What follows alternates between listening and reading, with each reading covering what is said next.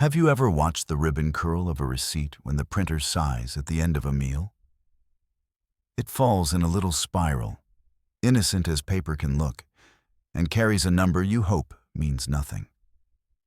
In Chicago, under the watch of the loop's glass and the river's green stubbornness, I learned that receipts have better memories than people, and tips are the handwriting of secrets. My name is Ethan Vale. I read numbers for a living and try to convince them to tell a story executives will not mispronounce. Senior FP&A at a real estate and facilities management group sounds drier than a machine room. But it's really about rhythm. Leases, build-outs, vendor dinners, the soft hum of corporate cards waking up at 9:14 p.m. on a Tuesday. My wife, Tessa Linwood, works PR for an architecture studio that knows how to sell light back to a skyline. She can walk into a space that used to be a warehouse and make donors feel they're investing in a new climate. The affair did not begin with lipstick. It began with gratuity math that tried too hard to be polite. A $62.36 dinner with an even $20 tip. A $48.90 lunch with a $15 tip. Rounded, consistent, restrained. Most people tip with mood. This pattern tipped with strategy. I didn't know that yet. I only knew the curl of paper landed on our counter like a small flag, planted by a country I had not agreed to visit. Receipts became a motif in our house, the way weather becomes a topic in a city that wants to be forgiven for its mood swings. Tessa pinned a few under a magnet shaped like a tiny building. She said she needed them for reimbursement. I nodded like a man who trusts gravity. Then one morning, a duplicate receipt appeared under the magnet with the same date and merchant, but a different total and the same tip, down to the cents. The machine had printed certainty. My stomach learned a new verb. Untrust. No photos, no fighting in doorways. Only paper doing what paper does when no one edits it for kindness. I am not a detective. I am a man who keeps a notebook and writes down what days due to him. On the first page I wrote, "Receipts don't lie. People try not to." I dated it. I put a small square next to the date so I could check the box when the story decided it was brave enough to tell itself. Chicago measures itself with trains and elevators. In the Loop, an elevator bell can make a man confess to himself. In our apartment on a noisy block west of State, the chime from the building across the street kept time with the way Tessa's phone rotated face down after 8 p.m. She used to leave it on the couch like a sleeping pet. Lately it slept with one eye open, screen dimmed, bedside like a guard. I could have asked. I didn't. I have learned what people do with questions they are not ready to answer. They schedule them. They reschedule them. They retire them in favor of rumors about being busy. Instead, I did the adult thing that feels like pettiness until due process thanks you. I opened the handbook. Our company does internal audit the way Chicago does winter. Seriously, with layers. We have a hotline that lives in the footer of every policy. We have a data analytics team that scalps anomalies for a living. We have a compliance lead, Monica Greer, who speaks in sentences that can sit in a courtroom without needing to change shoes. I had never called the hotline. I was the kind of person who tells himself he will never need to. Then a message hit my inbox from internal audit. Periodic reminder to submit itemized receipts for all corporate card expenses, and a note about rounded tips patterns indicating potential policy drift. The phrase policy drift did not know it was describing my kitchen. I did not accuse. I did not snoop. I did not look at Tessa's laptop when she showered. I made coffee and read the policy twice.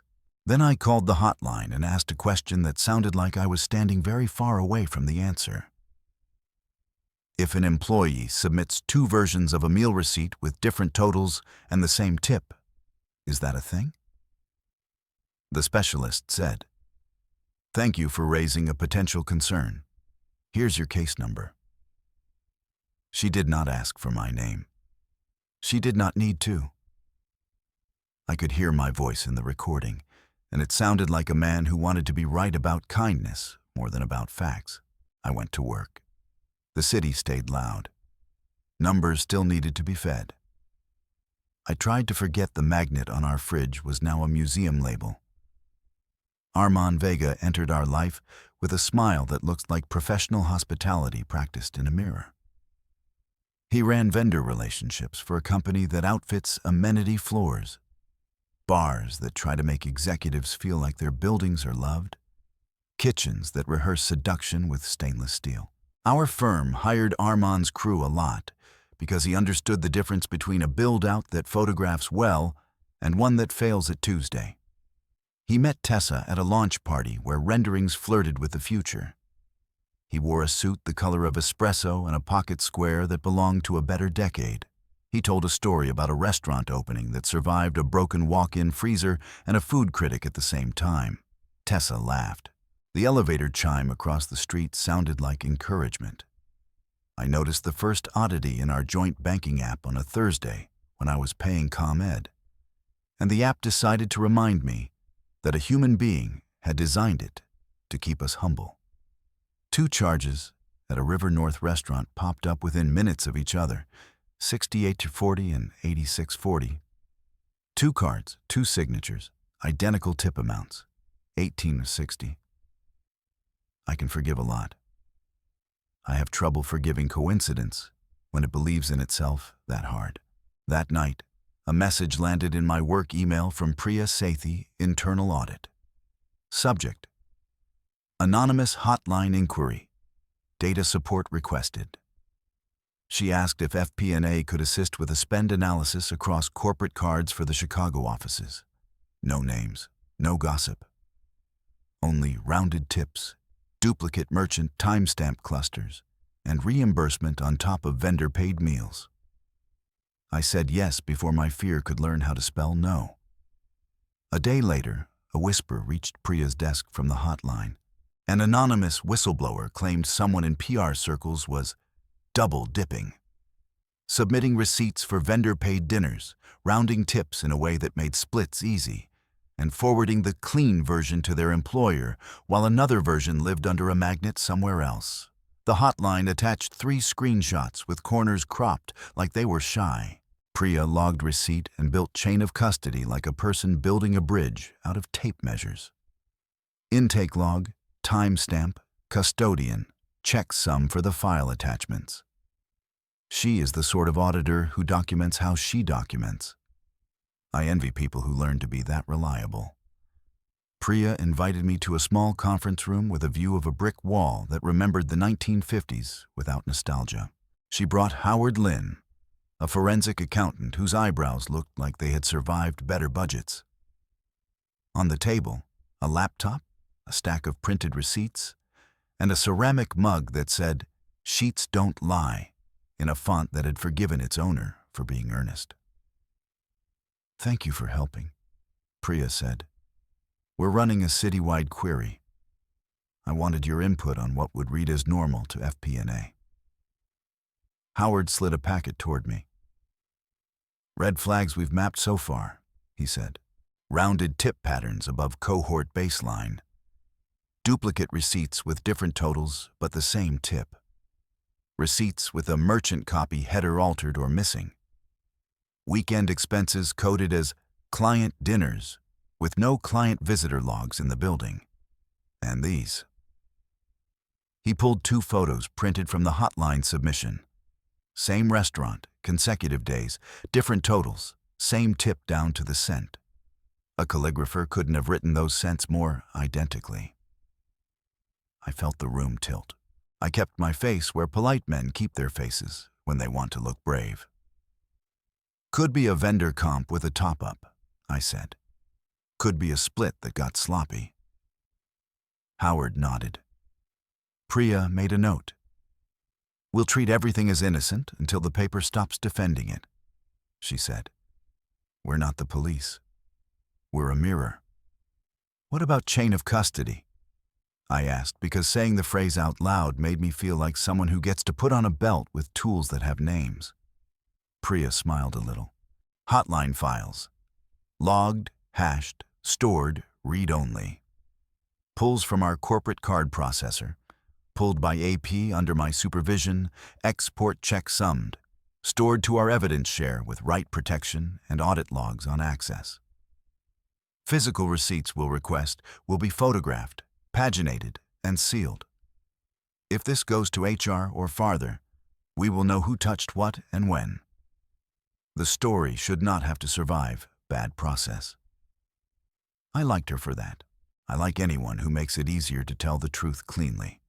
I met Sasha Doyle for coffee because I needed someone who writes for a living to remind me that words are not the enemy.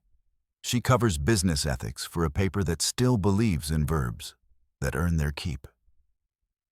I told her small things and left big things alone. She told me a story about an audit that found love hiding in per diems and how the ledger became a conscience when everyone else got distracted. Careful, she said. Stories like this want to become movies. Let the audit be boring. Boring saves lives. Do you think I'm trying to be a hero? I asked. I think you're trying not to be a fool, she said. Those are different sports. I walked back to the office through the noon wind that pretends you can have every season in an hour if you buy the right coat. I watched a man in a hard hat check a level on a column and imagined someone doing that to my heart. It was not level. It was trying. That has to count for something on certain floors of certain buildings where mercy is measured in how gently you close a door. Priya's team pulled a quarter of corporate card data and ran it through a model Howard had trained on past fraud cases. It flagged merchant clusters where tips ended in 0 or 50 far above norms, and then it flagged pairs. Same merchant, near identical totals, same tip cents, different card holders, same night. Not a smoking gun. A pattern leaning forward. Minor twist number 1. 2 receipts from a bistro in West Loop, 24 hours apart, same tip $18.60. 2 different signatures that looked like they had been written by the same hand in a hurry to become a different hand. Minor twist number 2. An Uber receipt submitted with a client dinner that ended at an address that wasn't a hotel or an office, but a condo building with a doorman who could tell you some things if he liked you. Priya didn't like that idea. She liked the idea of matching timestamps to building visitor logs. Monica Greer authorized the request. The logs showed no clients that night, only employees and a vendor badge issued to Armand Vega. Minor twist number 3. A reversed charge at a River North restaurant that, when combined with the original receipt, showed a comp applied the next day. People comp meals for good reasons. People also comp meals when they'd prefer the paper to look thinner than the evening felt. Priya kept every artifact humble with process. She documented, she signed, she sealed. My respect for her turned into a ritual. Whenever fear tried a speech, I imagined Priya initialing the envelope that would carry it away in something approaching grace. At home, Tessa was softer to me in a way that felt like kindness rehearsed in a mirror. She brought home pastries from a cafe that spelled its name like a sigh. She asked about a forecast I hated and listened like a woman who knew the names of my enemies and didn't need to meet them. I wanted to hold the person I married. I did not want to hold the person adjusting a receipt under a magnet. One evening, the elevator across the street chimed 3 times, then went quiet like a stagehand who forgot a cue. Tessa's phone lit up. She tilted it away by instinct. I watched the reflection in the window because I could not bear to watch her. The light on her face looked like privacy. I said I was going for a run. I ran 2 blocks and stopped under a bridge where trains teach you about weight. I told the bridge that I did not want to be a detective. The bridge was busy being a bridge. It offered me its silence and the suggestion I could borrow it if I promised not to turn it into despair. The first major twist arrived in a PDF that looked like bureaucracy finally deciding to be interesting. Priya found a backdated expense submission in our AP system, uploaded at 2:11 a.m., time-stamped by the tool as 2 days earlier, for a vendor dinner coded to client hospitality. Merchant copy attached, total rounded, tip rounded, description vague. The comments line read, "Vendor picking up half, will reconcile." Howard traced the merchant ID and matched it to a batch from Armand's company. A separate PDF from their account statement showed a partial comp applied after midnight by the restaurant manager on an authorization code that looked like it was printed by a roulette wheel. Two halves pretending not to know, they made a whole. Priya kept her face as neutral as transit policy. Monica approved interviews, not a dragnet. A few focused conversations about process with people whose names lived in the audit logs. They asked about dinner attendees. They asked about itemized receipts. They asked who chose restaurants and why. They asked nothing about romance. They asked about policy, which is where romance sometimes goes to be measured when it wants to be left alone. Tessa came home quiet that week. When I asked how a launch event went, she said, "Fine," in the feathery way a person says, "Don't pull this thread." I didn't. Priya would pull the threads that were hers. I would keep my hands where Love's lawyers could see them. Internal audit interviews are not TV. They are a desk, a jug of water, and questions wearing work boots. Priya met with employees flagged by the model. She asked for original itemized receipts. She asked about who attended. She asked about policies the way a good teacher asks if you read the book and forgives you when you didn't but doesn't change the test. Monica joined for 3 of the conversations. She opened with the sentence she always opens with. "Our goal is truth, process, and fairness. We will not speculate. We will document." It sounds like hospitality until you notice how safe the chairs are. Tessa was placed on paid administrative leave to preserve process integrity. The phrase clicked in our kitchen like a new appliance trying its first recipe. She packed a small bag and left with the restraint of a person trying not to be dramatic in front of her own conscience. She kissed my cheek. She said, "This isn't who I am." I said, "I hope you're right." At work, Priya moved the folder to a section of our evidence drive, where only she and Monica could reach it. Howard logged his working papers with a version control that would make a composer cry. An auditor's chain of custody isn't just a diagram. It is a morality tale told in timestamps. The second major twist did not arrive like a storm. It arrived like a well-placed cough in a quiet theater. The hotline received a new message from an anonymous account that had the decent habit of respecting subject lines. Duplicate tips at Cartwright Bistro. The body said, "Check Armane's internal comp log and compare to employee reimbursements." Manager made notes. The sender attached nothing. They knew the rules. Priya forwarded the tip to Monica, who reached out to Armand's company through counsel and requested records relevant to our payments, citing contract audit rights we rarely had reason to remember. Armand's company complied. They sent a tranche of documents: comp logs, manager notes, a report of vendor-hosted meals coded as relationship maintenance. It is an ugly phrase. It lives in no policy our firm would sign. Priya and Howard matched dates to receipts in our system. The overlap was not a smoking gun. It was a choir that forgot to whisper. On 2 occasions, the vendor's comp log included notes like, "Guest insisted on paying tips separately," and the tip matched a reimbursement Tessa had submitted to our AP. Monica's jaw didn't tighten. It set. She scheduled a joint meeting with HR and legal. She called it a fact review. In compliance, you do not say ambush. You say fact review, and the facts do what they have been waiting to do: exist. Sasha met me on a bench near the river and gave me a granola bar like a sacrament for the anxious. "You look like a man who has learned to spell integrity under pressure," she said.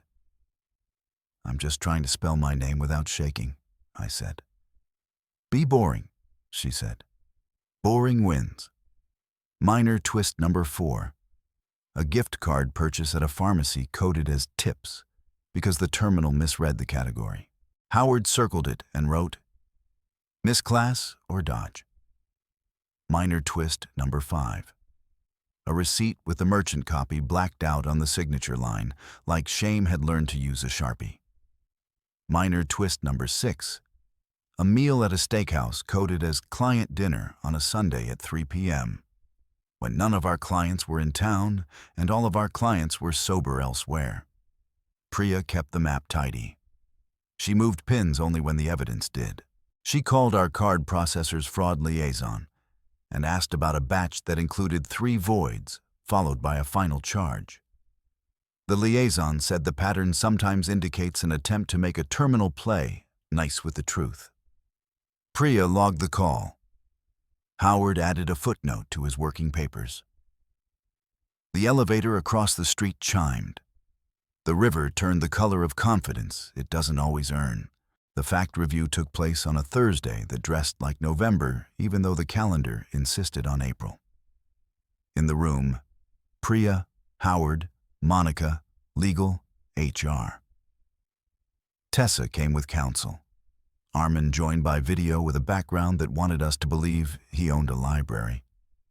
I sat outside and tried not to breathe like a suspect.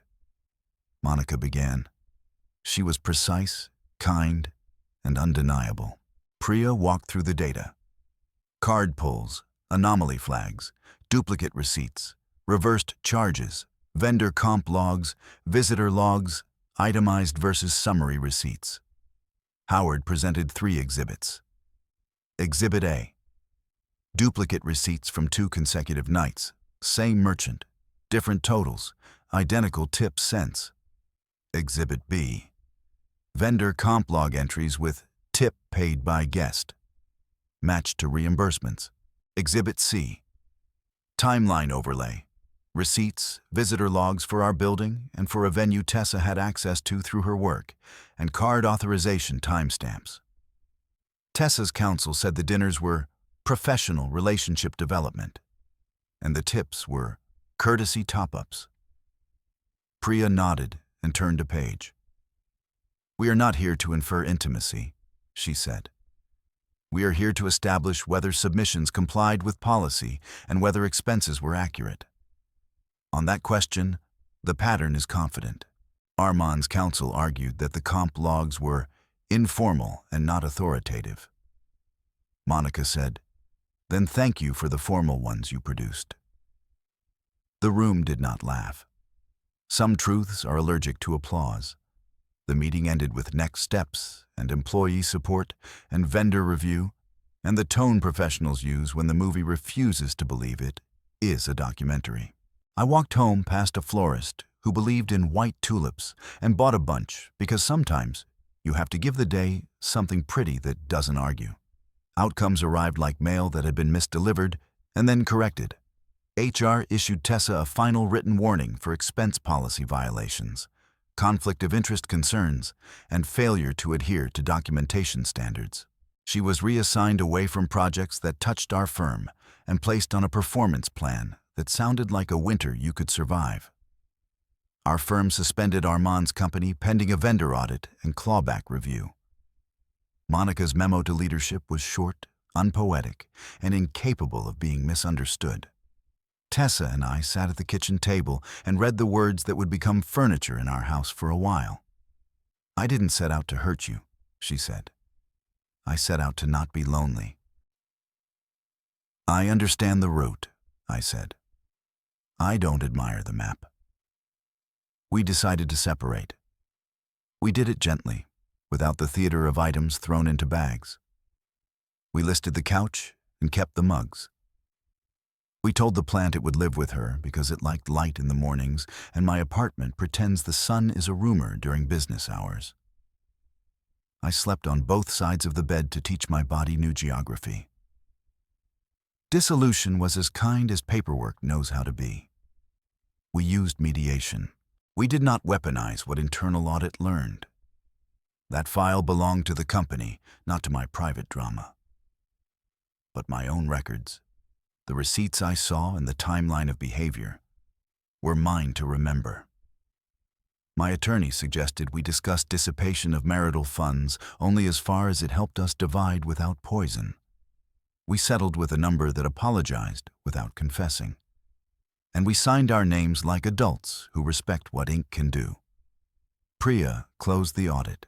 She logged the final chain of custody summary and sent a note to the hotline alias thanking the anonymous whistleblower for material assistance, with a sentence that made room for gratitude and professionalism in the same chair.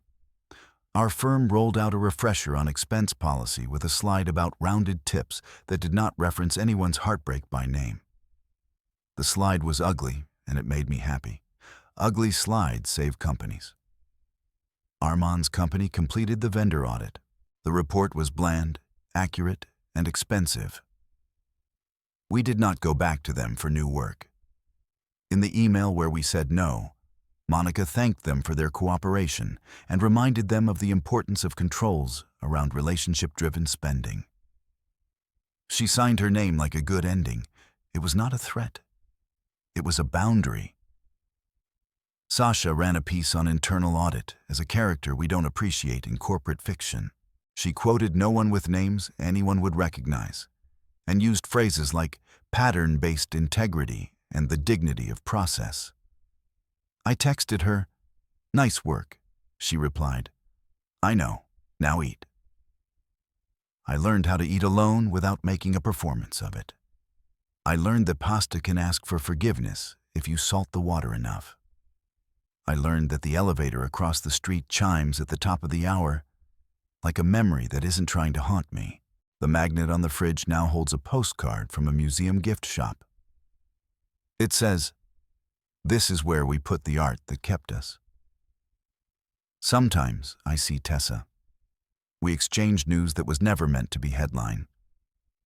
She adopted a black cat with yellow eyes and named him Midnight because she likes cliches when they are harmless. I bought a new coat that refuses to be dramatic about wind. We are both kinder than we were and less interested in being interesting.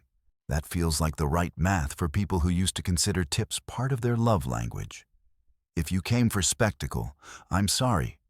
Internal audit does not give you fireworks. It gives you timestamps, merchant IDs, and tip amounts that teach you the shape of a lie. It gives you chain of custody logs that remind you truth isn't free just because no one takes a picture. It gives you a way to end without throwing gasoline on a room that could burn without your help. So here is the question I carried to the elevator, past the lobby security guard who nods like a man who has seen every version of loneliness. If they hide an affair in receipts, an internal audit turns every tip into proof. No hacks, no illegal recordings, only paper and process. Does the justice feel smaller or finally big enough to live with? That's my CTA, and I'm not sorry for it. I want you to argue with it out loud at a kitchen table that still smells like coffee and restraint. I want you to realize that clean wins look boring until you're the one who needs them. Back in my apartment, the printer hums as I run a test page, and the paper curls into a small spiral like a ribbon that forgot it was ever tied to a gift. I flatten it with my palm. I put it under a magnet that has never lied. I turn off the kitchen light.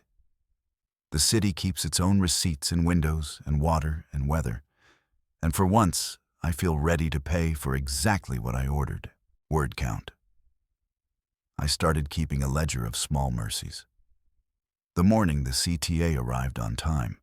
The afternoon, the rain waited until I crossed the street. The email from Priya that used the word closed without drama. The ledger has no totals. It is not for balancing. It is for remembering that arithmetic can be kind. Howard invited me to a lunch and learn where he explained to new hires why duplicate receipts are not just sloppy, but a form of disrespect for the people who still believe policy is a promise. He used examples with the names removed. The silence in the room did the rest of the work.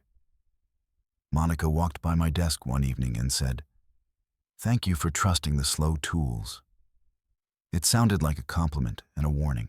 I wrote it down because I'm collecting sentences that will keep me honest when I get tired. On Sundays, I go to the farmer's market under the tracks and buy eggs from a man who labels each carton with the date and the hen's mood, as if chickens file reports. I like his paperwork. It imagines a world where documentation and humor get along. Priya sent me an article about continuous monitoring and the idea that catching small drift prevents big disasters. I taped it inside a cupboard door where the spices live. When I open it to find cumin, I see the phrase, "catch drift early," and I season dinner like a person who learned something beyond salt. I replaced the magnet shaped like a building with a plain steel clip. It holds the grocery list now, and occasionally a receipt for something ordinary and non-refundable. Oranges, light bulbs, the kind of batteries that teach you how many remotes you own. Sasha and I play a game where we send each other photos of ugly conference room art with captions that pretend the art chose to be like that. Mine said, "2 squares in therapy." Hers said, "We agreed to be beige." It is a way to laugh without laughing at anyone in particular. Tessa texted me a photo of midnight, asleep on a stack of magazines that hadn't earned the right to be recycled yet. The cat looked like a verdict that forgives. I replied with a picture of the river during dye day, green like a promise that wants an audience. She wrote, "Too much."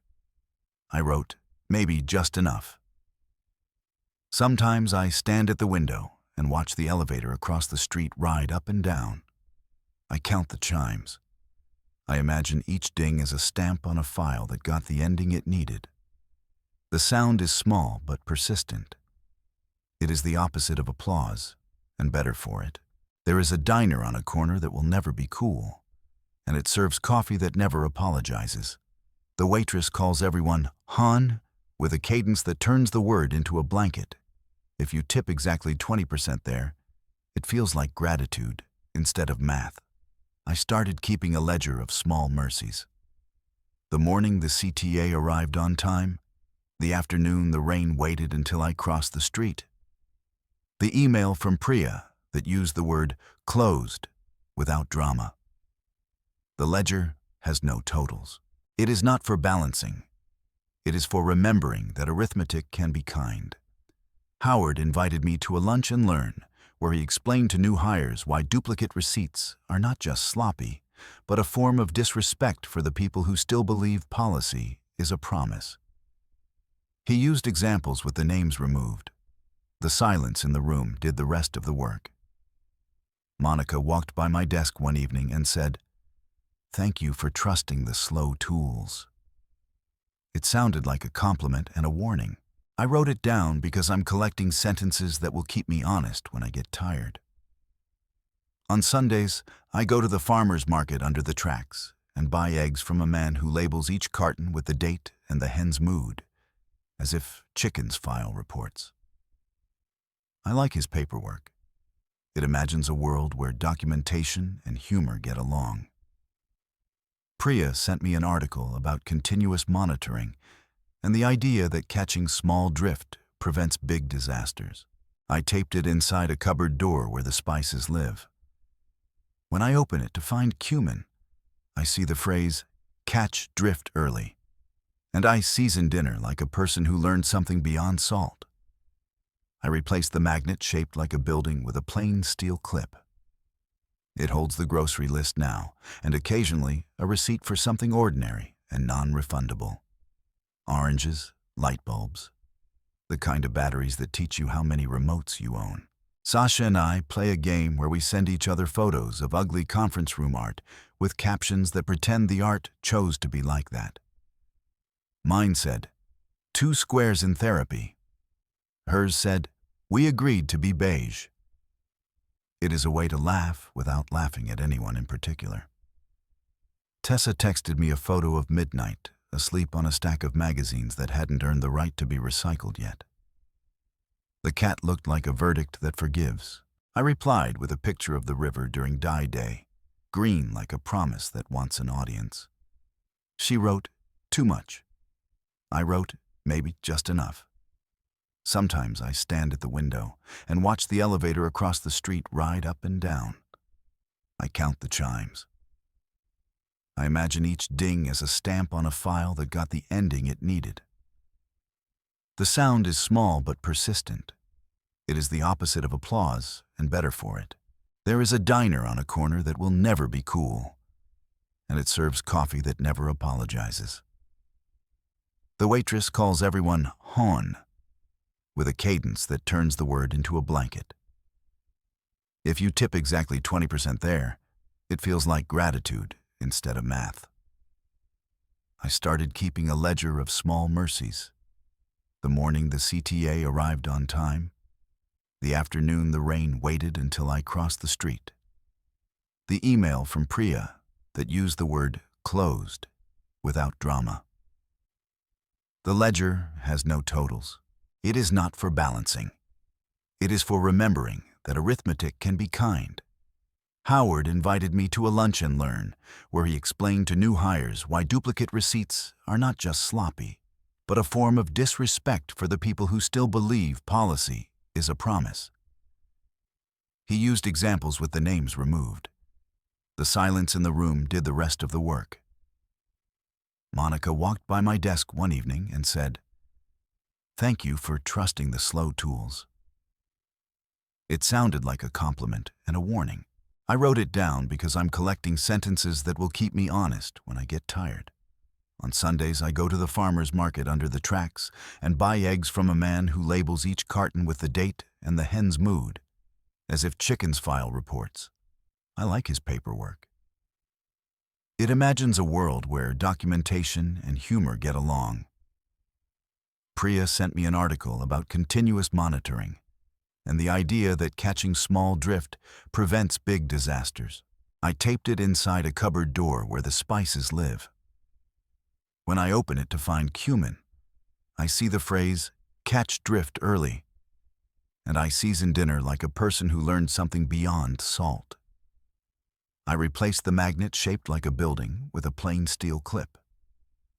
It holds the grocery list now, and occasionally a receipt for something ordinary and non-refundable. Oranges, light bulbs, the kind of batteries that teach you how many remotes you own. Sasha and I play a game where we send each other photos of ugly conference room art with captions that pretend the art chose to be like that. Mine said, "2 squares in therapy." Hers said, "We agreed to be beige." It is a way to laugh without laughing at anyone in particular. Tessa texted me a photo of midnight, asleep on a stack of magazines that hadn't earned the right to be recycled yet. The cat looked like a verdict that forgives. I replied with a picture of the river during dye day, green like a promise that wants an audience. She wrote, "Too much." I wrote, "Maybe just enough." Sometimes I stand at the window and watch the elevator across the street ride up and down. I count the chimes. I imagine each ding as a stamp on a file that got the ending it needed. The sound is small but persistent. It is the opposite of applause and better for it. There is a diner on a corner that will never be cool, and it serves coffee that never apologizes. The waitress calls everyone hon, with a cadence that turns the word into a blanket. If you tip exactly 20% there, it feels like gratitude instead of math. I started keeping a ledger of small mercies. The morning the CTA arrived on time. The afternoon the rain waited until I crossed the street. The email from Priya that used the word closed without drama. The ledger has no totals. It is not for balancing. It is for remembering that arithmetic can be kind. Howard invited me to a lunch and learn, where he explained to new hires why duplicate receipts are not just sloppy, but a form of disrespect for the people who still believe policy is a promise. He used examples with the names removed. The silence in the room did the rest of the work. Monica walked by my desk one evening and said, "Thank you for trusting the slow tools." It sounded like a compliment and a warning. I wrote it down because I'm collecting sentences that will keep me honest when I get tired. On Sundays, I go to the farmer's market under the tracks and buy eggs from a man who labels each carton with the date and the hen's mood, as if chickens file reports. I like his paperwork. It imagines a world where documentation and humor get along. Priya sent me an article about continuous monitoring and the idea that catching small drift prevents big disasters. I taped it inside a cupboard door where the spices live. When I open it to find cumin, I see the phrase, "catch drift early," and I season dinner like a person who learned something beyond salt. I replace the magnet shaped like a building with a plain steel clip. It holds the grocery list now, and occasionally a receipt for something ordinary and non-refundable. Oranges, light bulbs, the kind of batteries that teach you how many remotes you own. 6/110.